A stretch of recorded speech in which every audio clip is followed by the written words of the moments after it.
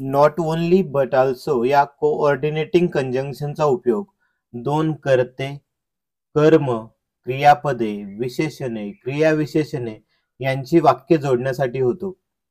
Not only but also म्हणजे फक्त हेच नाही तर ते सुद्धा. याची रचना असते, वाक्यातील सारखा भाग वाक्याच्या सुरुवातीला घेतला जातो, त्यानंतर नॉट ओनली घेतला जातो, त्यानंतर वाक्यातील पहिला वेगळा भाग आणि त्यानंतर बट ऑल्सो आणि त्यानंतर वाक्यातील दुसरा भाग घेतला जातो. वाक्यातील पहिल्या वेगळ्या भागासाठी नॉट ओनली तर दुसऱ्या वेगळ्या भागासाठी त्या भागाच्या अगोदर बट ऑल्सोचा वापर करावा लागतो आणि दिलेल्या वाक्यातील to, also, both, and, as well as हे शब्द काढून टाकावे लागतात. दोन वाक्य जोडण्यासाठी नॉट ओनली बट ऑल्सोचा उपयोग केला जातो. Rakesh is rich, he is also kind. Rakesh हा श्रीमंत आहे, तो दयाळू सुद्धा आहे. या वाक्यात नॉट ओनली बट ऑल्सोचा वापर करायचा झाल्यास प्रथम ऑल्सो हा शब्द काढावा लागेल. त्यानंतर राकेश इज हा सारखा भाग आहे, तो सुरुवातीला घ्यावा लागेल. पहिल्या वाक्यात रिच हे विशेषण राकेशसाठी वापरले आहे व दुसऱ्या वाक्यात काइंड हे विशेषण राकेशसाठीच वापरले आहे. त्यांना जोडण्यासाठी नॉट ओनली बट ऑल्सो आपल्याला वापरता येईल. राकेश इज नंतर म्हणजेच रिचच्या अगोदर नॉट ओनली वापरावा लागेल, त्यानंतर बट ऑल्सो घ्यावे लागेल, त्यानंतर काइंड हे विशेषण येईल. अशा प्रकारे Rakesh is not only rich but also kind. Rakesh हा श्रीमंतच नाही तर दयाळू सुद्धा आहे, असे वाक्य तयार होईल. My friends are helpful, they are also intelligent. या वाक्यात नॉट ओनली बट ऑल्सोचा वापर करायचा झाल्यास सुरुवातीला ऑल्सो हा शब्द काढून टाकावा लागेल, त्यानंतर माय फ्रेंड्स आर हा सारखा भाग सुरुवातीला घ्यावा लागेल, त्यानंतर आपण हेल्पफुलच्या अगोदर नॉट ओनली घेऊ शकतो, त्यानंतर दुसरा भाग जोडण्यासाठी इंटेलिजंट या शब्दाच्या अगोदर बट ऑल्सो घ्यावा लागेल. अशा प्रकारे my friends are not only helpful but also intelligent असे वाक्य तयार होईल. कधी कधी कर्ता म्हणून आलेले नाउन्स जोडण्यासाठी नॉट ओनली बट ऑल्सोचा उपयोग केला जातो. उदाहरणार्थ, boys and girls are busy in playing.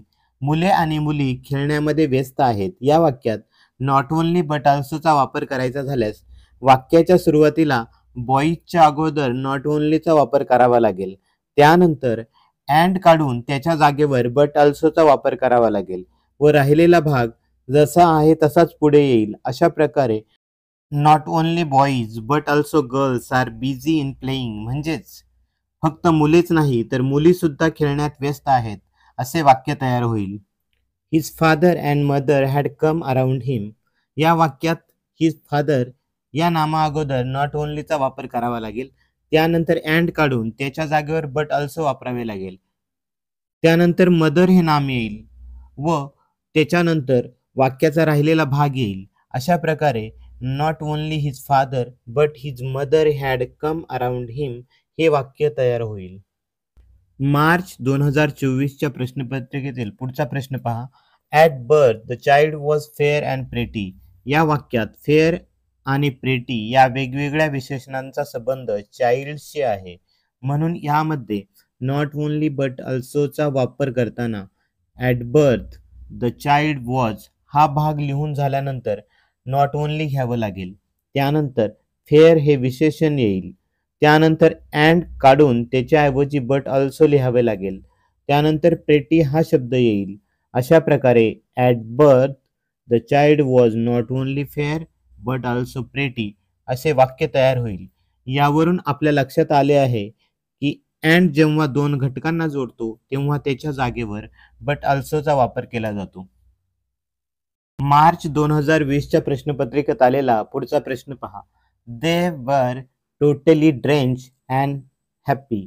या वाक्यात आपल्याला जर नॉट ओनली बट ऑल्सोचा वापर करायचा झाल्यास दे वर सुरुवातीला लिहिल्यानंतर आपल्याला टोटली ड्रेंचच्या अगोदर नॉट ओनली लिहावा लागेल. मग ते वाक्य तयार होईल, they were not only totally drench आणि अँड काढून टाकावा लागेल. त्याच्या जागेवर आपण नेहमीसारखं बट ऑल्सो लिहू आणि त्यानंतर हॅपी हा शब्द येईल.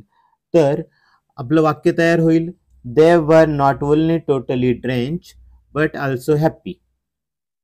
मेरी Kom was a warrior as well as a boxer या वाक्यात आपल्याला नॉट ओनली बट ऑल्सो वापरायचा झाल्यास पहिल्यांदा मेरी कॉम वॉज हा सारखा भाग लिहिल्यानंतर पुढे अ वॉरियरच्या अगोदर नॉट ओनली लिहावा लागेल.